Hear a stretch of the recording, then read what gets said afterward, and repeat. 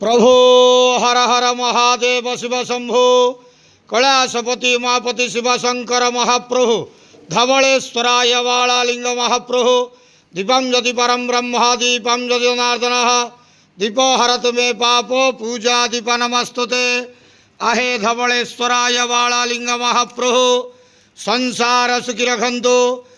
आज चैत्र मासर शुभ सोमवार रे समस्त श्रद्धालु भक्त मान को आशीर्वाद करंतु, मनस्कामना पूर्ण करंतु, कर्मक्षेत्र उन्नति करंतु, ग्रहरिष्ठ खंडन करंतु, जगतर मंगल करंतु, विश्वर कल्याण करंतु, आपणकर नाम विख्यात करंतु, सेवकर डाक श्रवण करंतु, समस्त ग्वावसा भक्त मानकर मनस्कामना पूर्ण करंतु। जो जो भक्त माने आपणक पाखरे मानसिक रखिछंती तांक मानसिक पूर्ण करंतु। बाबा धवलेश्वराय वालालिंगाय नमो नमः। संसार सुखी रखंतु, आनंद के वार हरि बोलो।